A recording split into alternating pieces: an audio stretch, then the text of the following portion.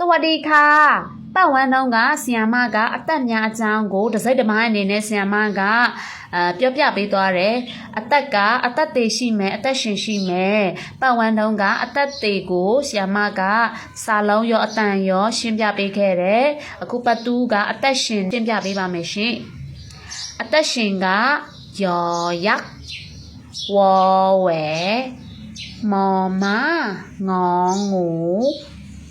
ยอวอมองอတစ်ဖြတ်ချက်မယ်နော်นอหนู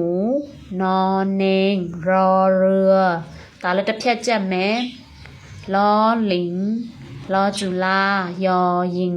ဒါလည်းတစ်ဖြတ်ချက်မယ်အသက်ရှင်ကကြတော့နဲတယ်နော်အသက်သေးကိုတက်တက်ကြက်မယ်အသက်ရှင်ကိုတက်တက်ကြက်မယ်နှစ်ခုလုံးပေါင်းပြီးမှကြက်လို့ပြီးသွားလို့ရှိရင်ပေါ့နော်အသက်သေးနဲ့အသက်ရှင်ကိုတခါတည်းတွဲမှတ်ပါမယ်နော်နောက်ဗီဒီယိုမှာပြန်လည်ဆောင်ကြမယ်ขอบคุณค่ะ